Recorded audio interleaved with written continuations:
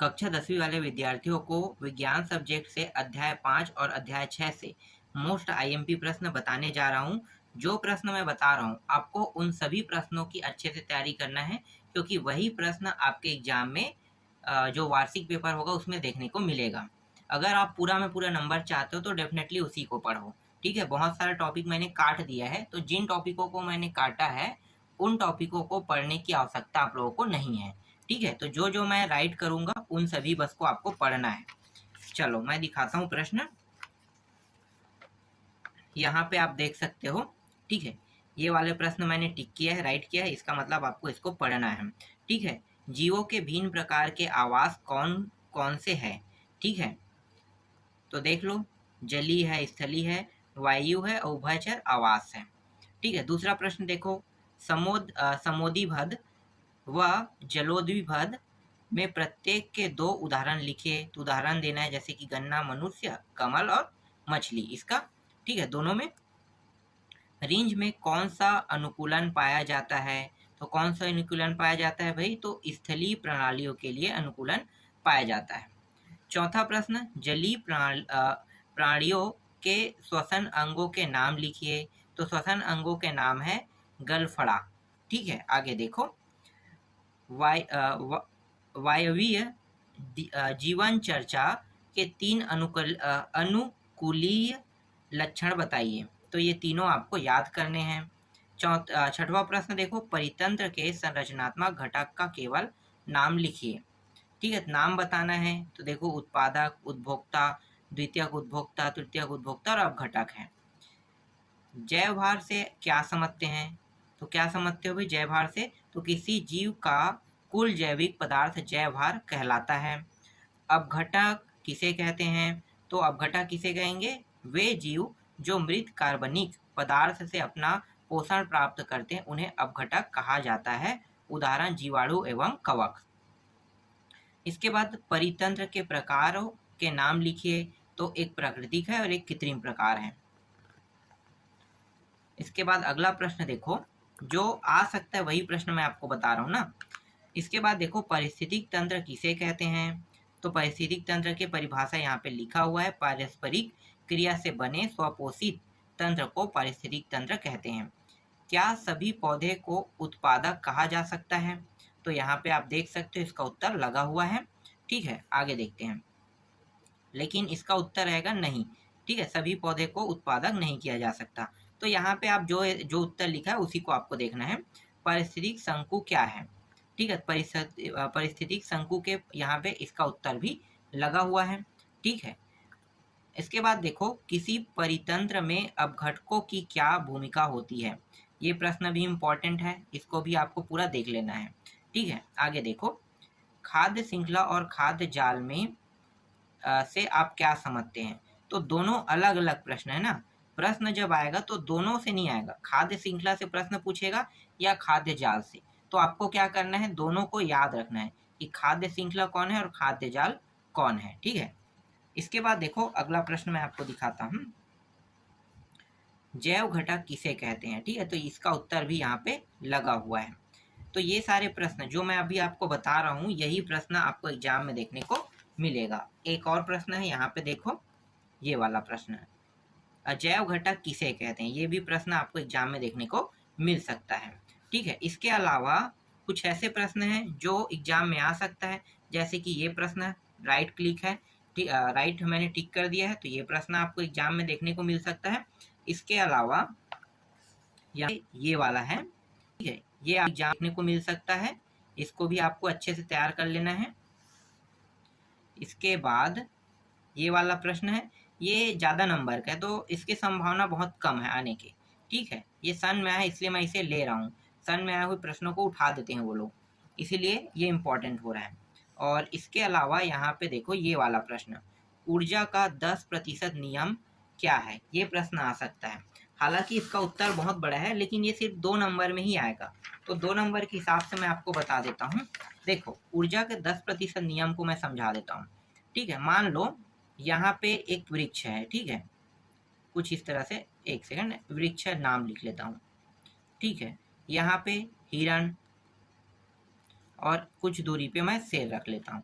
ठीक है, ये तीनों क्या है, देखो हिरण खाता है किसको, वृक्ष को, वृक्ष को खाता है शेर। अब 10% नियम को देखो, इससे समझते हैं। जब हिरण जितना भी पत्ता खाए ना वृक्ष का, पेड़ के, ठीक है, हिरण वृक्ष के पेड़ के जितने भी पत्ते खाएं, उसका उन्हें ऊर्जा में 10% ही हासिल होगा। कितना, 10%। अब शेर जो है हिरण को खाता है, तो हिरण को भी अगर ये पूरा खा जाएगा ना हिरण को, तो भी हिरण को इसका 10% ही ऊर्जा ही प्राप्त होगा। मतलब 90% ऊर्जा क्या होता है, वेस्ट हो जाता है। इसी को हम कहते हैं 10% ऊर्जा नियम कहते हैं। समझ में आ गया? चलो आगे देखते हैं, और कोई इंपॉर्टेंट होगा तो। हाँ, यहाँ पे एक प्रश्न और इम्पोर्टेंट है, देखो ये है, उत्पादक पूछ सकता है, उपभोक्ता की परिभाषा पूछ सकता है, अपघटक के बारे में पूछ सकता है। तो तीनों को मैंने टिक कर दिया है, इन तीनों को आप लोगों को देख लेना है। ठीक है, इस अध्याय से बस इतना ही प्रश्न आईएमपी है, इसके अलावा और कोई प्रश्न नहीं बनेगा। विद्युत धारा एवं परिपथ से आपको कौन कौन से प्रश्न देखने को मिल सकता है। ठीक है, एक चीज मैं आपको बता दूं कि अगर आप गाइड या कुंजी का उपयोग कर रहे हैं तो जरूरी नहीं है कि आपको अध्याय 6 में ही देखने को मिलेगा। ठीक है, आगे पीछे देखने को मिल सकता है, लेकिन टिक आपको करना है इसी वाले अध्याय में जाकर प्रश्नों को, तभी आपको मिलेगा। तो मैं आपको दिखा देता हूँ आईएमपी में, इसमें देखो बहुत सारा प्रश्न मैंने काट दिया है ना। डायरेक्ट यहाँ पे 8वां प्रश्न को देखना है, विभव किसे कहते हैं, इसका ऐसा ही मात्रक। ये प्रश्न इंपॉर्टेंट है।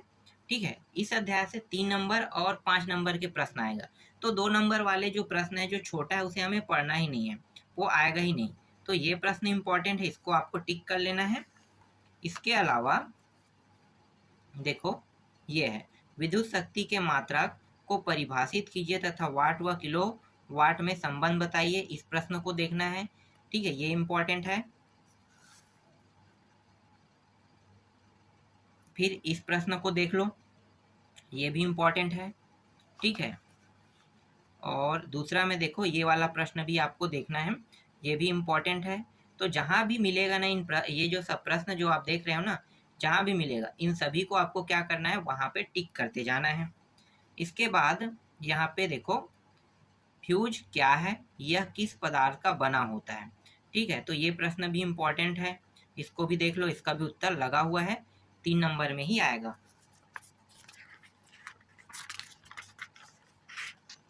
ये भी 3 नंबर का प्रश्न है, देख सकते हो, ये वाला प्रश्न 3 नंबर में आएगा।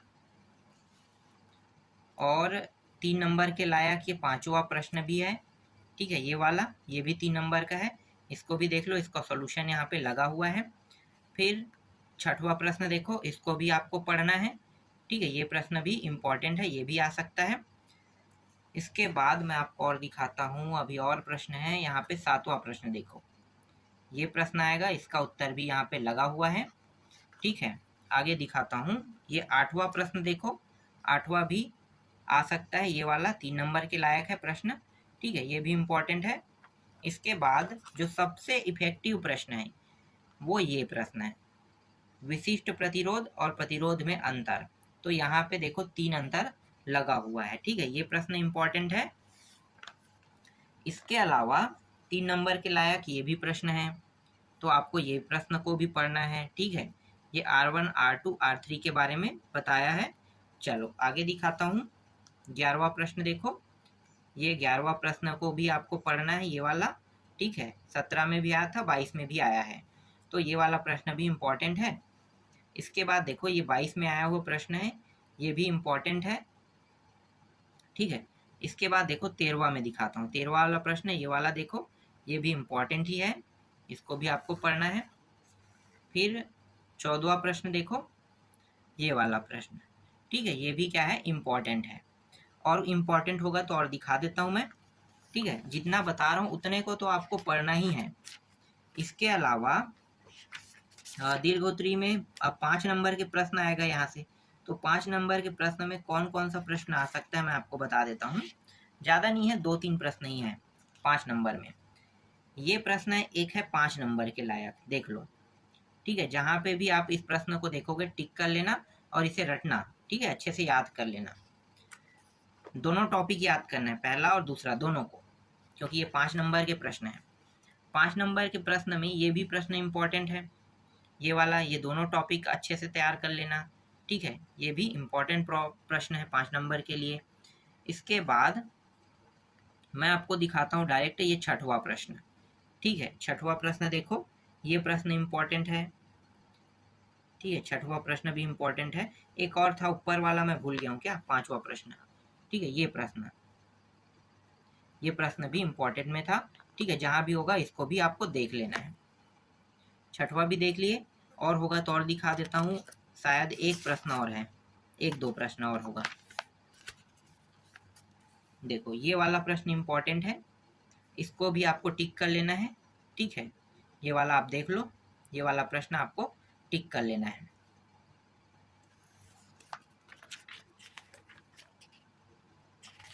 और ये रहा अंतिम प्रश्न 4 नंबर के, ठीक है। ये वाला प्रश्न भी देख लो, ये दोनों एक ही प्रश्न है, तो ये वाला प्रश्न भी आपको क्या करना है, टिक कर लेना है। तो जहां भी मिलेगा ये प्रश्न वहां पे आप टिक कर लेना, और टिक करने के बाद अच्छे से याद कर लेना, ठीक है। तो अभी मैं आपको टोटल कितने तक के बता रहा हूँ, 6 तक के बता रहा हूँ, ठीक है। बाकी बचे जल्द ही मैं आपको उसके भी IMP प्रश्न टिक करने के बाद बता दूंगा।